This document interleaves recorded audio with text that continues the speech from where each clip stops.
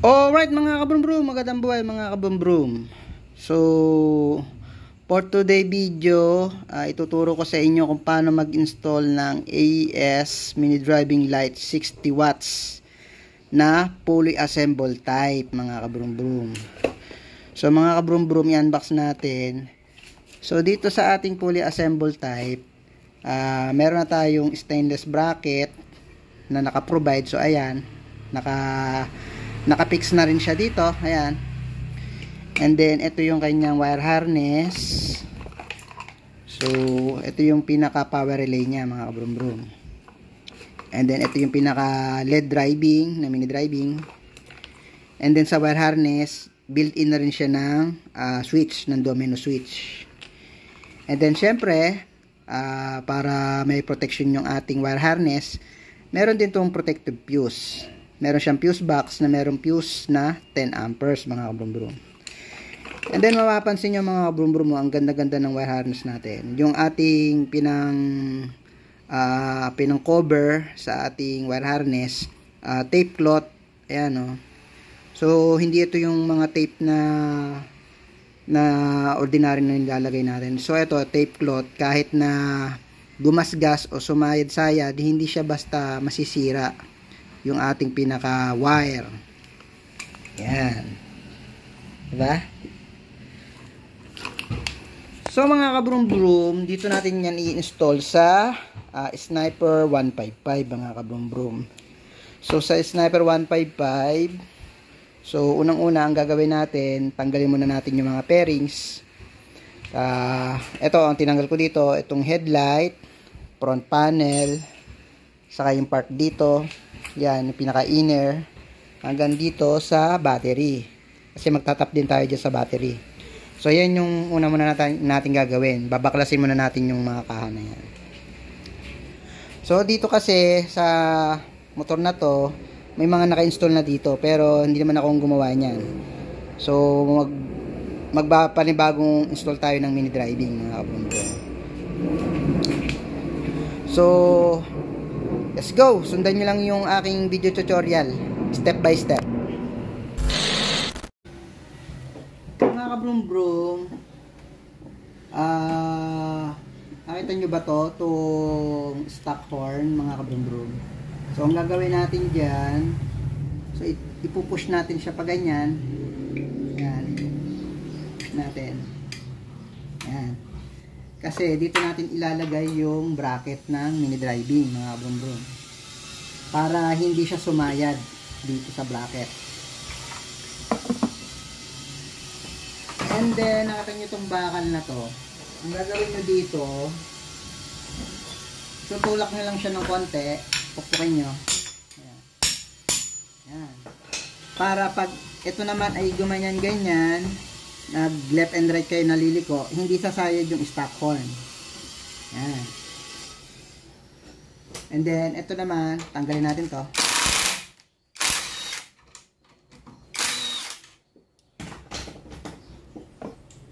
And then saka natin ilalagay itong stainless bracket.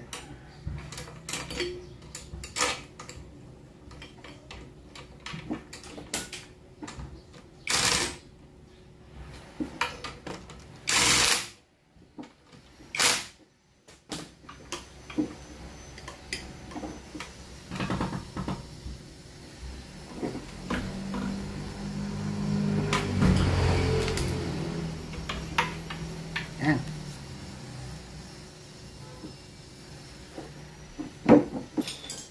So ayan, naka-install na yung ating stainless bracket mga kabrum-brum. So mapansin nyo, ayan no. So may clearance siya. So yung next naman natin, ilalagay na natin tong wire harness mga kabrum-brum. Ito yung pinaka-wire harness. Ngayon, dito natin uunahin. Nakita nyo to? Ito yung pinaka-driving LED. So, dito natin lalagay yan. Yan.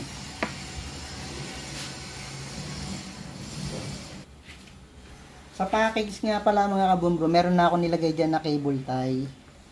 So, i-cable tie nyo lang yan dito.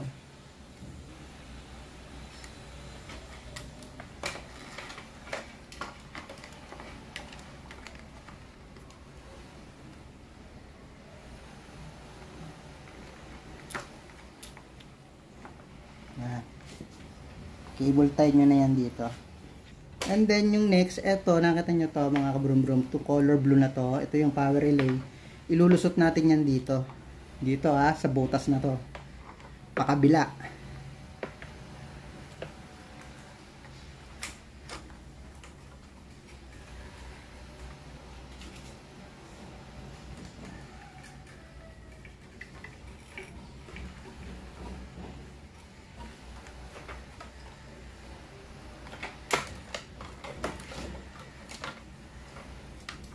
Pati ito, itatawid natin ito sa butas.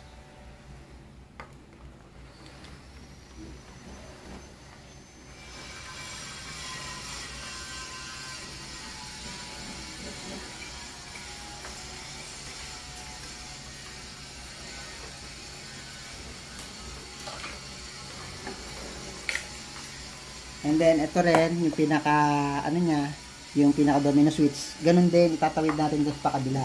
Lulusot natin sa buta.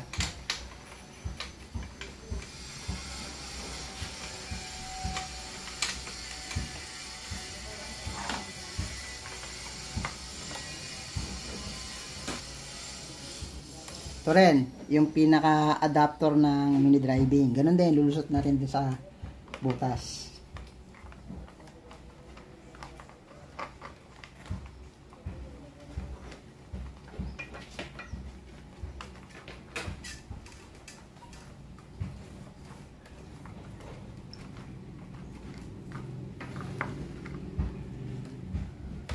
So mga kabrum-brum, ayan, mapapansin nyo, ito yung balas ng mini driving, and then ito, tapos inilusot natin dun yung mga power relay saka yung domino switch.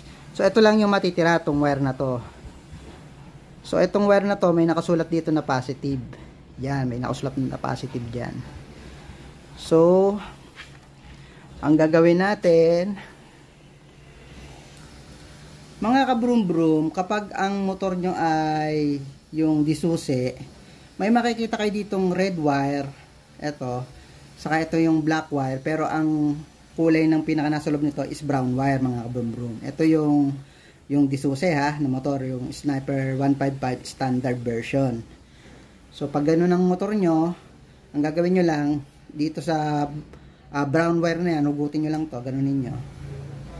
Tapos, itong makikita nyo dito, may nakasulat dito na positive connection. So, ang gagawin nyo lang, ilulusot nyo lang ito dito. Kasi ito, supply nito is positive. So, iganon nyo lang, suksok nyo lang. Yan, make sure na make sure na masikip. So, and then, yan, lagyan nyo lang siya ng cable tie. Mamaya, anuhin natin ng cable tie. So, meron na tayong positive power supply. Sa mga keyless type naman, so mapapansin nyo, hindi naman ganito yung niya. Hanapin nyo lang yung brown wire, and then dun lang kayo magtatap ng positive sa brown wire. Dito lang din yun sa part na yun. Okay? Para makakuha kayo ng positive connection, mga kabrum-brum. So, dun naman tayo sa kabila. So, mga kabrum-brum, ito yung pinalusot natin. No? So, andito na tayo sa left side ng motor. Yan. So, ang gagawin natin dito sa power relay is gaganyan natin yan dito. Yan. Lalagay natin dyan. So, lagyan natin ng cable tie. Ganito natin.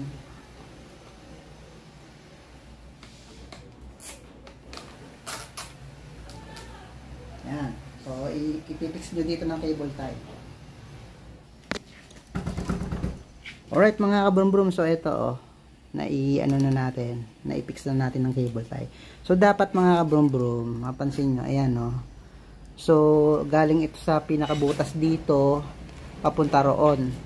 So dapat ito ay ganyan hindi pwedeng ito ay naandito. Dapat nandito, then lagyan nyo siya ng cable tie na ganyan. So para hindi siya gumalaw-galaw at nakapix. And then, ito yung pinaka-domino switch natin. Ilagay nyo lang dito. Ganyan nyo lang. Yan. Yan nga, pagkapanan nyo lang. And then, ganito. And then, papunta na rito. Yan. Yan. Yan, mga kabrum-brum, di ba? And then lagyan natin ng ano. Lagyan natin ng yan.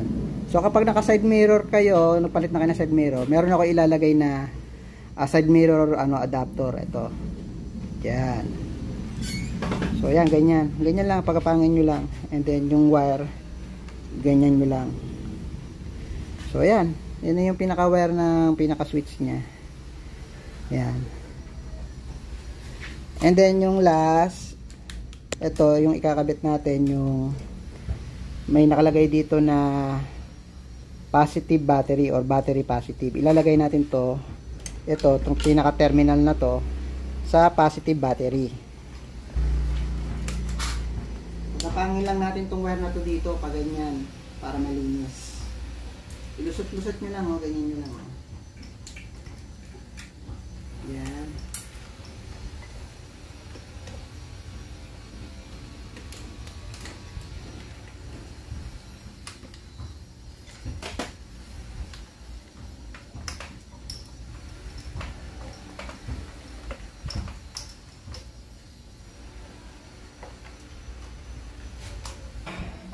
So mga kabro-brom, so ito nailagay na natin yung wire na may nakalagay na battery positive. So ilalagay lang natin dito sa ayan, sa logo na yan na plus. Yan, and then ito yun, yung may fuse na rin siya. So kaya tayo naglalagay ng fuse para mapoprotektahan yung ating wire harness para kung magkaroon ng grounding or shortage, and then pag naipagapang nyo na yan, lagyan nyo na siya ng cable tie. So meron akong nilagay na cable tie dyan sa package natin, mga kabrum-brum. So yung next naman natin, ito yung last procedure natin. Dito naman tayo sa part na to. So tanggalin natin to.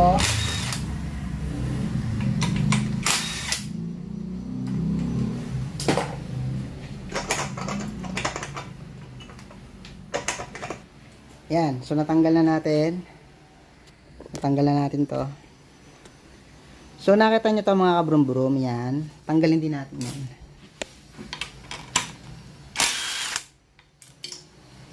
And then dito, eto, may makikita kayo ditong nakalagay na body ground or negative.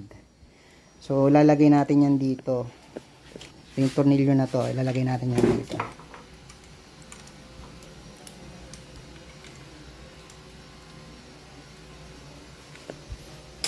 Diyan tayo kukuha ng negative connection.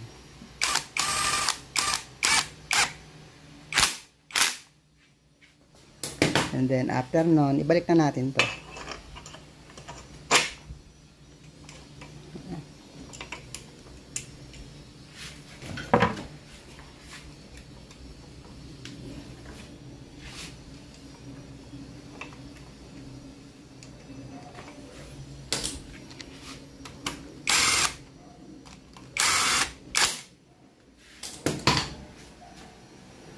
So, yun. Naikabit na natin yung ating AES mini driving light 60 watts na fully assembled type. And then, yung stainless bracket, yung kanyang bracket. Tapos, mga kabrum-brum, ito pa pala, nakita nyo to, ito pala yung pinaka-adapter ng para sa mini driving. So, i-fix na rin natin yan. So, dito, pailalim, yan natin.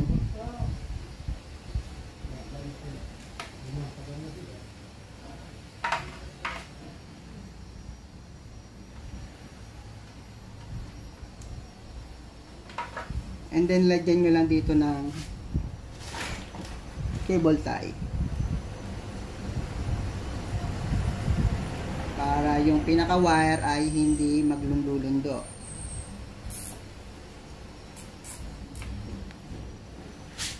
Magkabilaanan pati dito sa kabila.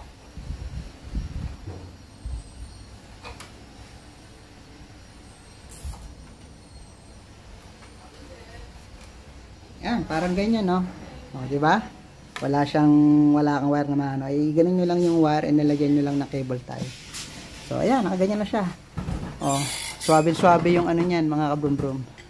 So, testingin natin mga kabrum-brum kung talagang maliwanag ba yung ating AES mini driving light 60 watts. So, ito, yung switch niya. And then, dito naman nakapwesto yung pinaka the driving LED, yung balas. And then, sabi ko sa inyo kanina, papalusutin nyo yun doon, yung power relay, saka yung domino switch. And then, yung switch, yung wire papuntang battery. Yan, may butas yan mga kabrum-brum ha. Tandaan nyo ha. Yun ang ano yun nyo, doon nyo ilulusot. So, testingin natin mga kabrum-brum.